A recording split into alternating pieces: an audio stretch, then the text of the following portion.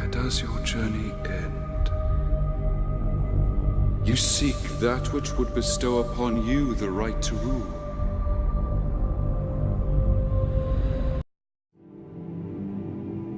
The king is dead!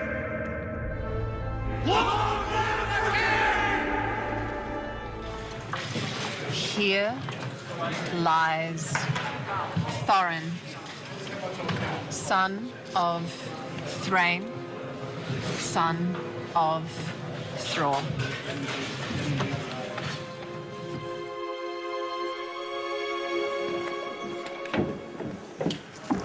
Morning. Morning.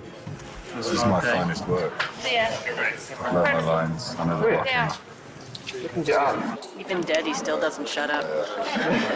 Dead dwarf. We were placed on plinths, and we were just lying there, you know, like dead. And then the dwarves were, you know, saying their goodbyes. We were saying goodbye to these three characters, although they were lying, possibly asleep on these blocks. I know Dean was asleep. How's it being dead? Is it all right? It's cool, yeah. It looked quite relaxing. It is relaxing until you feel like you're going to fall asleep, and then you scare yourself. Hey, how's my double chin age? Oh, I can't even see it, mate. That big fat beard covers your fat face. Thank God. We will give you a dignified death. Yeah, all right. That's bloody perfect. Okay, lunchtime.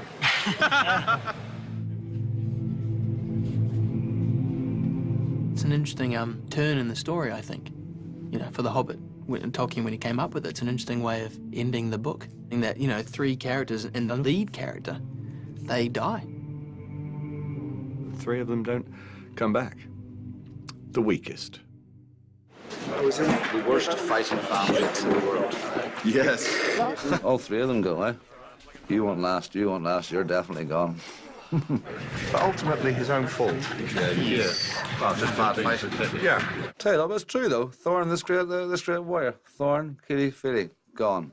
The Irish, they're in the bar at 9:30. I always imagined Dwalin just looking in utter contempt at their dead bodies. But somehow Peter didn't want that. He wanted emotion. Why him? Take me instead. Just huge ropes of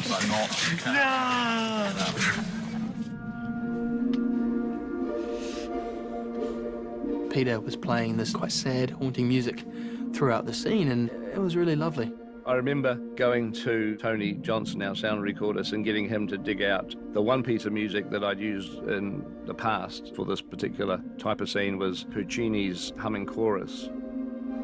May or may not help. I mean, you can see I've got Puccini's The Humming Chorus, which is quite a gentle, sad kind of piece.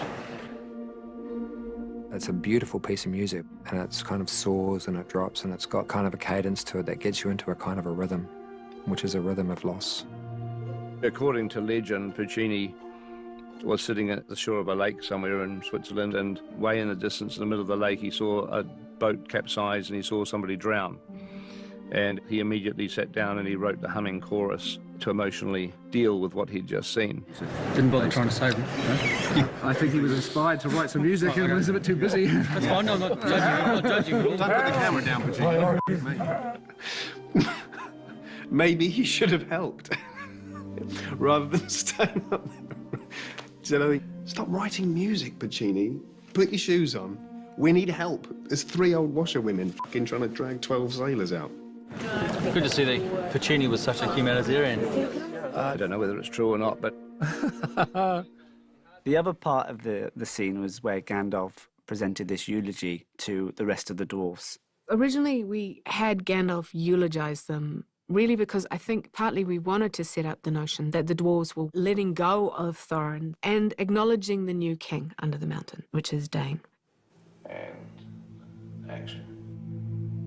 The king has come unto his own, under mountain, under stone.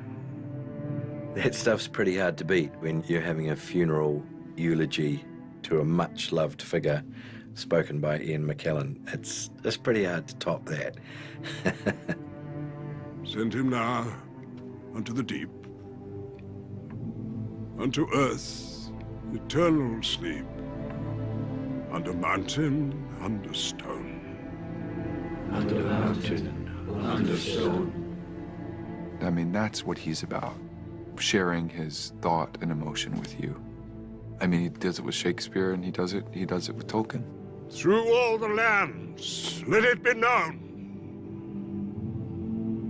The king is dead.